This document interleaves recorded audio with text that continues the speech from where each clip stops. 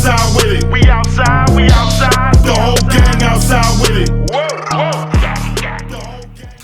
What's happening, my guy? Yo, what's going on? This is your man Comfy Cosi in partnership with RUNTHETAPE podcast for Hip Hop My Way. We are sitting down with the man, the myth, and legend himself, Uncle Murda. What's up? What's happening, man? What's going on, man? How you feeling, man? Happy New Year, happy 2020 to you. Definitely, man. Same to you, my guy. Man, you're looking good. Trying. You know what I'm saying? Trying. So, I think, you just dropped a new project that's just dropped. Don't Come Outside Volume 2. Mm-hmm. A couple things I want to get into. First, I mean, you featured Q bands 4 times on the project. What's that relationship like right now? Where do you see that relationship going, and why 4 songs on this project? I just think he a dope artist, man, and I like his sound. You know, he part of the family, he part of the crew. But I just like his sound and he versatile. So that's why you might see him on the record with me, Benny the Butcher, and Kiss. Yeah. But then you also see him on the record with me, Derez, and Derez Deshawn. So I just like his versatility. You know what I'm saying? And I think y'all look out for him. He's gonna have a lot coming out this year. No, he's very talented. So you brought up the track Freedom, featuring you got Jada, you got Benny, you got Q again. How did that record come about? And for me, it's one of the standouts on the project. I mean, you have a lot of standout records on this project. You've done really, really, really well. I'm really proud. I mean, out of Brooklyn myself, Definitely. It's good to have good music coming out of the side, coming out of the city. But why that record, and how did it come about? We always say, free my niggas and things of that nature. So I just wanted to kind of make a record highlighting that, and we called it Freedom. So Q Bands came up with that hook. He smoked that. I gave him a little idea of where I wanted to go with it, and then he just came up with it and smoked it, man. Then I was like, you know what? The first person I reached out to get on the record was Kiss. Mm-hmm. I had sent the record over to Kiss, like, yo, I need you to catch a body on this. He was like, all right, cool, got you, yeah, definitely. And then me and Benny, I had recently ran into Benny, and like, we gotta get some work in. You know what I'm saying? He was running around New York, and then he pulled up to the studio in Jersey, played in the joint, and he was like, oh yeah, let's get this right here. Let's get it. Yeah, definitely, man. So the New York sound is changing, right? I mean, now we see the emergence of drill that's really being born out of Brooklyn, which is another thing that I'm really proud of as well. You're also seeing Griselda coming out of Buffalo right now. As somebody that's been in the game over 10 plus years, are you comfortable with seeing where music is going right now? Or do you kind of feel like we got a little ways to go? And what motivated you to come out with this project now? Did you feel like there was something missing that the city still needed to hear? You know what I'm saying? Well, you always, as an artist, feel like you could bring some to the table creatively that's not going on. And as far as the drill music, I definitely love it. I like what they're doing right now. Brooklyn out here winning good, looking real good, putting on for the city. Exactly. And I'm definitely loving what they're doing with that. And I just felt like what Griselda is doing as well. They killing it with that sound. They ain't trying to sound like nobody else. They staying in their own lane. It's working for them. And with me as an artist, man, I just try to do what I do, and I try to try different things sometimes. Like I did a record with Future. I was a little bit out of my lane, but I like where I went with it. Even the record with Tory Lanez, that's on the project. Yeah, 6'2". It's something like the original Murda fans might look at a record like that and Future record like, what the fuck is Murda doing? But it's like a post I see Meek Mill put up the other day or something like, oh yeah, I'm over here trying out this auto-tune shit. I ain't letting these young motherfuckers leave me in the dust and shit like that. So with music, I just wanted to be creative. So I definitely wanted to give you a certain body of work, like the records with the Me, Kisses, Conway, and Styles, and records like God, I Fuck With You. What I mean is, I still wanted to give you those kind of feelings. But then I also wanted to, play with the flows on other kind of records, like with the Tory Lanez, like with the Derez Deshawn's, records like Dope Money and shit like that. I want play around with it. Valid. So one thing that you didn't change this year is that you still did your wrap up.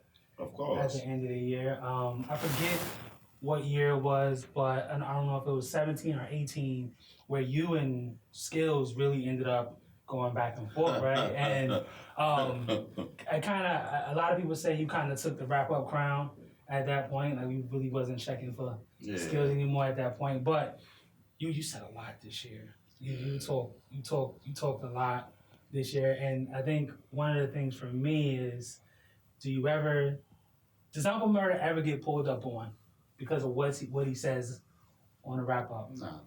Not even DMs? You might get a DM or something, or maybe not from our artists, but for, you know, certain people. Mm-hmm. You know, people gonna do their little threats and they gonna talk their bullshit, but whatever, who cares? Okay. You know what I mean? Yeah, I mean, it's really become a tradition. You know, a lot of the times you can go kind of silent for a little bit, right? You're probably in the lab cooking, but that's one thing that we can expect. Or that's like Thanksgiving dinner, bro. Like, we already know that, you know, at the end of the year, there's gonna be jokes and jokes. But this year, you kind of took it a little more political on us, where you were recently on MSNBC. Definitely. And you really were talking about, you know. Shout out to my car, Ari, you know the vibes. And you were talking about rather, you know, how you feel about Trump and this impeachment process right now. I'm not sure if it's the first time you've ever gone kind of political on public, but like, why now? Like, why did you feel like that voice needed to be heard? I mean, I've been speaking about things as far as that a little bit, my little political things. When I do the wrap up, I try to touch on it here, and it was dope because I didn't even know Ari was following me like that. It was up on it. So when I seen some comment on my page, like, hey man, when the wrap up dropping, I'm like, oh wow, you really like waiting for this? I'm like, yo, it's coming, man, New Year's, you know what I'm saying? I'm like, I didn't know you was up on it. And then he had actually DM'd me a clip of him spitting some lyrics from when I did the wrap up a couple years ago, talking about Kanye, talking about him trusting Donald Trump and thinking black George Bush didn't like black people, but him thinking Trump do, and things of that nature. So I got my little political things here and there, man. So it was just dope that Ari was bigging it up, and then I asked him to go do his show on MSNBC. Yeah, that's fine. And I got to speak my little political things on the whole impeachment and all that, my point of view. So, staying in the vein of talking about being political, you know, adding on to that a little bit, everyone is really focusing on how to be politically correct, right? And if anybody knows, if they listen to the wrap up that you just dropped, that was the complete opposite of being politically correct. In this day and age where you have comedians, politicians, rappers, all types of public figures, somebody like yourself who still, you know, you have your fan base, but you're still interested in securing more people, do you find yourself kind of in a tug of war with who you are in terms of, you know, your freedom of speech and what you've been talking about, but then at the same time, years are changing, the listeners' years are changing. Do you ever feel yourself in the middle between what you kind of may need to change to versus what you've been already?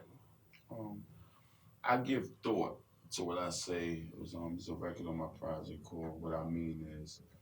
See, sometimes you have a conscience, because I know us as artists, we could be, we could create negative content that might influence people to do certain things, negative things. So, with that being said,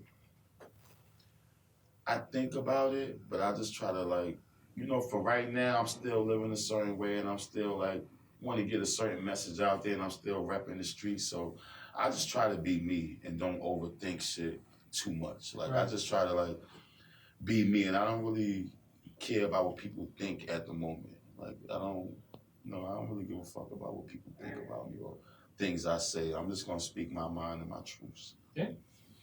So back to this album, Don't Come Outside Volume 2, 12 tracks, fire. Definitely. Let's talk about the production a little bit. Who are some of the people that you tapped to work with on this record? And shout out to my guy Great John. That's one of the producers on there. He heating up right now, doing a lot of heat from Chef G and Sleepy Hollows right now. Who you also shouted out on the album as well as people that you're listening to. Yeah, you know, they part of the family as well, man, but definitely feeling them. Shout out to my guy Trilogy. You know, he got a few joints on there as well. You know, he did the Soul Brooklyn shit for Casanova. The shit that I took from Gas, the Soul Brooklyn shit that I took. You also said that too. Yeah, the one on Debo, you know, that shit, yeah. But he did that for Cass, and Yeah, no, those are like my guys right there, man. Like definitely Great John and Trilogy. That's why they got like a majority of the production on the album. Shout out to the young boy Nico. He did that We Outside record. You know what I mean? So few producers. My guy Amen on the beat that did the joint with me, Kiss and Benny and Q Bands. So yeah, That's definitely. good, man. Well, listen, let's take this time for you to talk your shit. For people that are tuning in for the first time, that are getting to know you for the first time, let them know where they can find you at. Talk your shit about the album. This is your time, my brother. Definitely, man. You know what? That Don't Come Outside Volume 2 out right now. I'm talking that shit, you know. There's a reason now I said I remind him of Biggie, the way I detail certain shit. You know, I gotta shoot my shit, throw that in there. You know, it goes, there's a tweet now that I put up once upon a time. He said, Uncle Murda give me that Biggie vibe. Thanks. And you know, there's a reason why 50 fuck with me, certain people from that essence. Kiss been on a few of my projects now, and you know, I just talk that shit that motherfuckers ain't talking. And you know, I say what your favorite rapper might be scared to say. Things of that nature, man. That's why I do the wrap up. And this that Don't Come Outside Volume 2 featuring my nigga Kiss, Benny the Butcher, Conway, Styles P, Dave East, Tory Lanez, the rest of Sean, Aviator Keys, and Q Bands, man. And guarantee you're gonna be entertained with this project, man. Just really get a chance, zone out, listen, and you're gonna be entertained. And you're gonna learn a few things too. Uncle, man, appreciate you sitting down Definitely, with me. man. Appreciate y'all. Once having again, me, man, thank you so much. This is your man Cosi coming in for Run the Tape podcast in partnership with Hip Hop My Way. We just did our way with your man Uncle Murda. You already know, you know Peace. the vibes. Whoa!